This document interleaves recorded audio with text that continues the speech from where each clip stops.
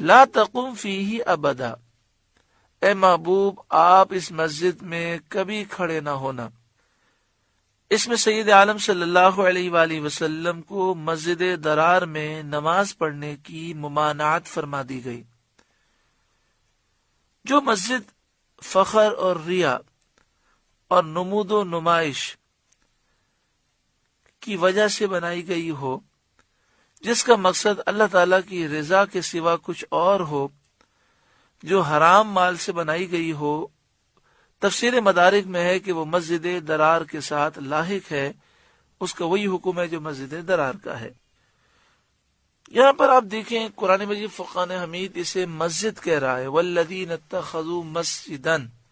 اور پھر آگے فرما رہا ہے درارن، یہ مسجد انہوں نے دین کو نقصان دینے کے لیے بنائی، وکفرن،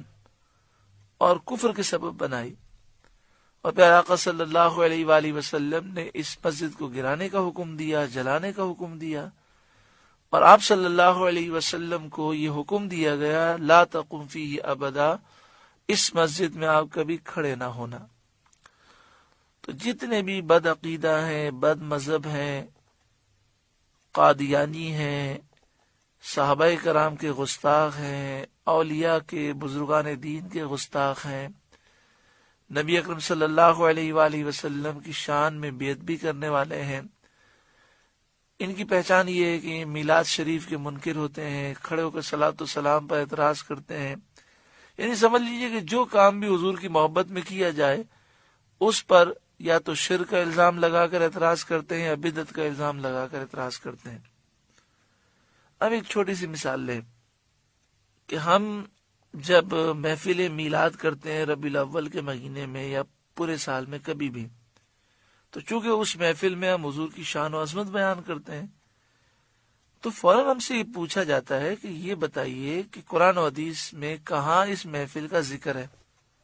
اس کے دلائل موجود ہیں، لیکن سوال کرنے والا یہ خود سیرت النبی کا جلسہ رکھ رہا ہے ربیع الاول میں، لیکن چونکہ وہاں پر وہ حضور کی شان بیان نہیں کرتا، نام ہوتا ہے سیرت رسول کا جلسہ، لیکن اس جلسے میں وہ یہ بیان کرتا ہے کہ حضور کو تو دیوار کے پیچھے کا بھی علم نہیں تھا، نعوذ باللہ من ذالک، آپ کے علم پر اعتراض کرتا ہے۔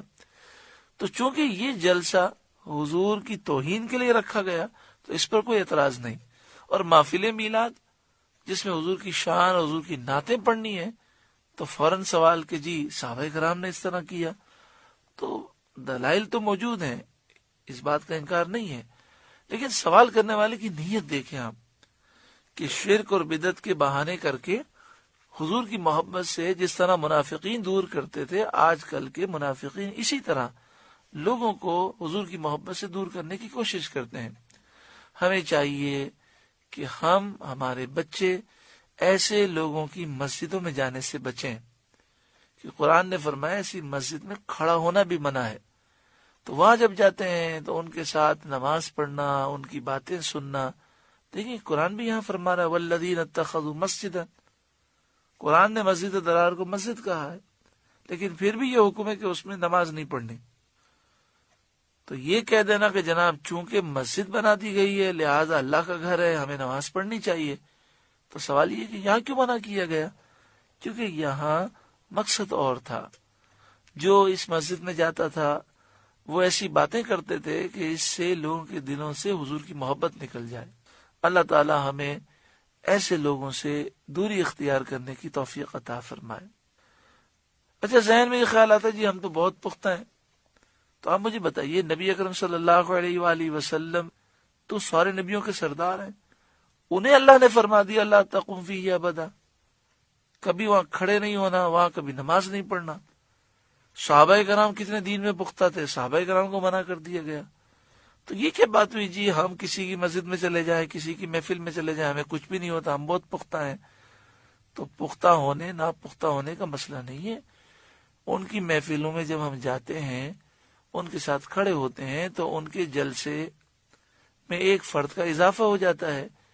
تو اس طرح بھی تو ہم گویا کہ برائی کے ساتھ تعاون کرنے والے ہیں۔ جی وہ تو بڑی اچھی باتیں کرتے ہیں، تو دیکھیں قرآن یہاں بھی فرما رہا ہے وَلَا يَحْلِفُنَّ ان اردنا الا الحسنى، وہ ضرور بضرور اللہ کی قسمیں کھائیں گے، ہمارا ارادہ صرف بھلائی کا ہے۔ وہ اچھی اچھی باتیں بھی کریں گے، لیکن مقصد مسلمانوں میں تفرقہ کرنا ہے۔ جو لوگ یہ کہتے ہیں کہ یہ شرک ہے، یہ بدعت ہے،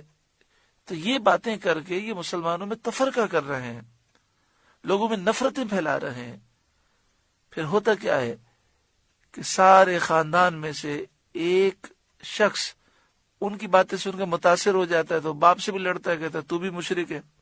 ماں سے کہتا ہے تو بدعتی ہے، بھائی بہنوں کو کہتا ہے تم شرک کر رہے ہو۔ تو یہ تفرقہ پھیلا رہے ہیں۔ حالانکہ پوری دنیا میں الحمدللہ میلاد شریف منانے والے،